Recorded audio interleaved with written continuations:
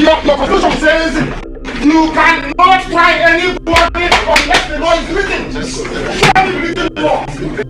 Show me written law. Don't try it. Don't try it. Don't try rubbish. Don't try rubbish. Useless people. You don't know law. You don't know law. Your own constitution you don't respect.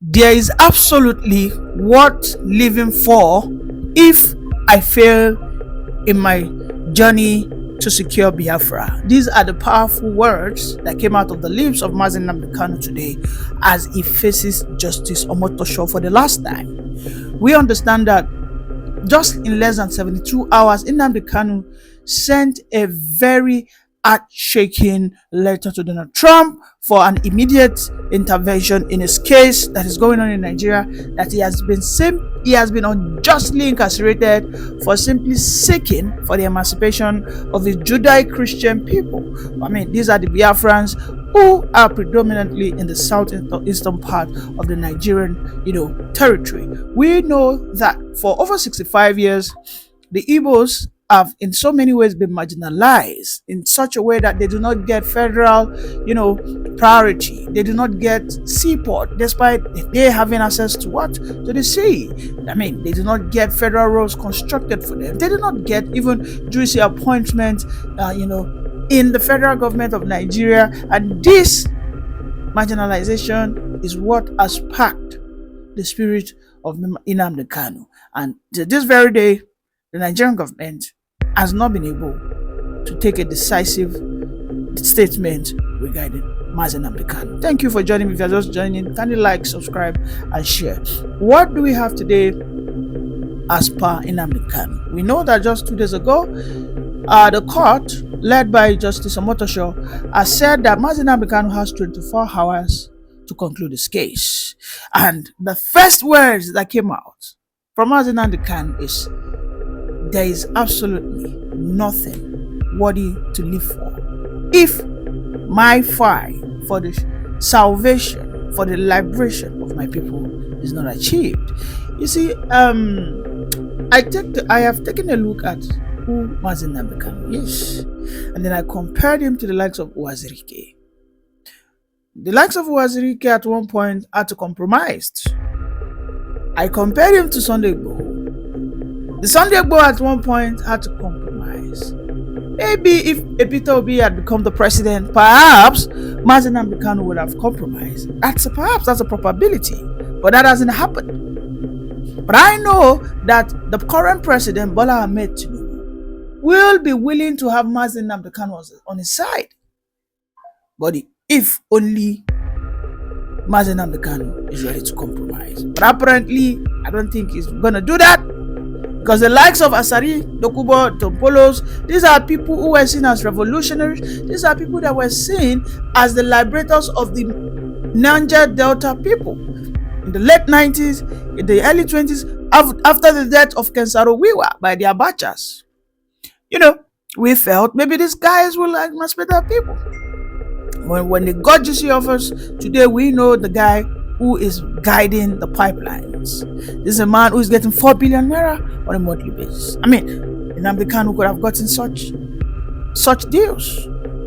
There are rumors out there or reports actually testified by people, by Nnamdi Kanu himself, that he has gotten so many offers, but he would not be human the very moment he betrays his people. A stark reminder once again that the Nigerians want to be communal, that the Nigerians want to be clannish, and the current Nigerian government, operating with the 99 Constitution, has created such lacuna, such latitude for people to call for self-determination. Yes, because in that Constitution, it recognizes the tribes. It recognizes the identities of the Nigerian people as Wazobia. It recognizes the dichotomy of North and South. It recognizes our religious differences. So when the Constitution guarantees such, then we need to what? Double down to make sure that such diversity is democratized. What that simply means is, if the Igbos had had their turn to become a president, I am sure the likes of Nnamdi Kanu wouldn't be where they are today. I'm sure. Okay? But we cannot continue to operate a constitution that seems to put some people in a disadvantaged position. You must understand what I'm talking about. The way out for Nnamdi Kanu is apparently, if only Biafra is given to him, he doesn't care if he goes for this. So to all my Biafran sympathizers, Biafrans themselves, it is certain that Nnamdi Kanu has made peace with God, that he is ready to die as the Biafran martyr, that he will not be a coward. It is left for Nnamdi Kanu's spirit, his ancestors, to fight for him at this stage that we are regarding this case. Because I know that the Nigerian government are so unforgiving. Because Nnamdi Kanu challenged the very foundation, that hypocritical foundation Nigeria was laid upon. Nnamdi Kanu asks very critical questions. These are questions that they do not expect citizens to ask.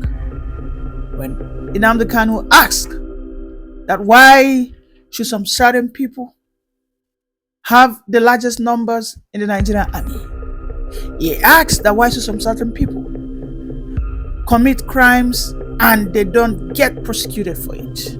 I mean, these are things that we have seen, we have experienced firsthand. I've seen it happen right here in Southwest. The last time Sunday Jackson, we know what Sunday Jackson did. He only defended himself against an invasive Fulani area. That defense broke into a fight. The Fulani Eda was armed, but he was able to what? Disarm the Fulani Eda and unalived him. That Sunday Jackson got a capital punishment. But somehow we have seen how blood-sucking bandits haven't taken lives, souls of innocent Nigerians, will come out and tell you that they have repented, that they've had enough. What do we have? What do we see? Oh, the Nigerian government will then in turn be magnanimous. Show them the spirit of benevolence. Like, okay, let us rehabilitate you. In fact, in some cases, they even rehabilitate and reintegrate them back into the Nigerian army. Where has that ever happened in any Senate line? These are the offenses, these are the crimes of Nnamdi Kanu. When Nnamdi Kanu said, we need the Nigerian military to protect our people against these marauding elders that are invading our sacred forest. The then president came out with a speech and said, those Biafrans who are agitated are just a dot in the circle, and we will speak to them in the language they understand. And we know the aftermath of that statement. It was after that statement that the hell broke loose. It is unfortunate. I repeat, what can actually help Nnamdi Kanu? Because I really do not see a way out. If you think someone can help him from Nigeria, maybe if Tinubu sleeps and he sees Nnamdi Kanu's father, maybe that's possible. He might decide it's okay, just give him whatever sentence you want to give him, and then pardon him using the presidential, is it clemency or whatever they call it. Beyond that, I don't see anything good coming out of this case for Nnamdi Kanu. Or indeed, if the United States of America, their human rights department decides to begin to talk about this matter. But I don't even see that near possible. I don't see it happening. Yes, United States of America want to intervene in terms of the Islamic terrorists. Yes, I know. But on the case of Masinu Kanu, I think that is a hard nut to crack. But there's absolutely nothing impossible. Yes, there's absolutely nothing impossible. And if that ever happens, then that will be the beginning of the exit of the Biafra. Because if the US, led by Donald Trump, speak a word regarding Masinu Kanu's case, I am telling you that Masinu Kanu, will there be a person of particular concern for the United States of America? And Nigeria will have, will mostly not be able to harm him. They wouldn't. But is that possible? 99%, that is almost impossible. Well, you don't joke with 1% sometimes. Some people can be very lucky. So he might be very lucky. And I wish him such luck, but that is very hard. But on the other hand, Masinu Kanu, I know if he's ready to compromise, within a year, Masinu Kanu will be, swimming in pool of money. He will have been given so many chances and opportunities as a Southeastern, maybe political, behemoth. But he will have to compromise. On this matter, is he going to compromise? That I can say. And I don't think that will happen. But today, the voice of Masinu Kanu roars. It restores the hope of liberty. It restores the dignity of free men. Because free men will rather die while fighting than to need to live. For this, I bow my heart for Masinu Kanu. But again, everything is in the ball of President Bola Ahmed Tinubu to decide after Justice Omotosho takes a decision in any moment from now. Breaking news. Breaking news should not break the society. But a situation where somebody will sit in the comfort of his room and produce a report and produce fake pictures of 2023 when the Senate President with senators visited Port Harcourt on a very different thing and say, oh, Senate President answers President Trump. Who am I to answer President Trump? Have you ever heard of such a thing? And the Senate President said that Nigerians are not complaining, that we like the way we are living. I can deal with it, but then that the Nigerians are not complaining. I've petitioned the police. I've also petitioned the DSS. The comment is in order.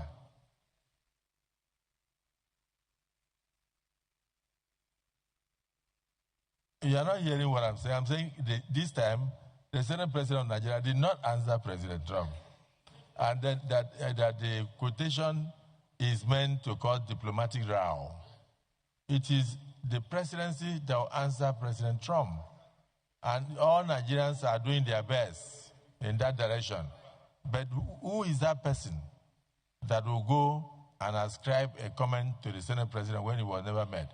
So I believe the cyber crimes unit of the police, the DSS and others should find that character out because it is meant to cause friction. It is meant to cause friction and put the Nigerian Senate in dispute. I can only speak your voice. We have not discussed the comment of President Trump in chambers yet. I know we will. And I believe we will. Those in support that we should in future discuss this comment, say aye. Those against say nay. We shall. It's only then that the Senate President can make a comment. Not somebody sitting in his bedroom to talk nonsense. Mr. President, Nigeria is a sovereign nation. In this case, I did not say my mind. I'm coming. Don't be scared. I can say. I said I'm not scared of Trump. I will say my mind. President of a country be scared? I'm a Nigerian. Nigeria is a sovereign nation. I'm a parliamentarian. I'm a deputy president. I can speak on behalf of Nigeria. I'm not scared of Trump. But so do not allow others to speak for you. Don't be scared of Trump. Get something. You can say your mind about Trump. Get something. We are a sovereign nation. But get something. Don't allow people to ascribe what you did not say to you.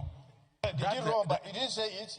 That's correct. You didn't say it. Yes. But when what you I'm decide saying to say, is that you shouldn't be scared of saying anything. no. If you want me to say it now, I will say. We're not scared of Trump. I will say, but then listen. We're a sovereign nation. We're not scared of Trump. I can only say what is discussed. And he's saying lies about our country. What he's saying about our country is not correct. And we have the right to dispute what he said. Clark, please delete what the Deputy Senate President has said. He spoke out of tune. Olamileko, don't encourage the Senate President or the Deputy Senate President to breach our rules. That's not the issue in discussion. Bring the section of the act. No, I said I'm talking about social media. So Senator Karimi, don't plead with him. Let him continue to talk. Social media nobody should sit at home, and one day they may even say that Olamileko killed.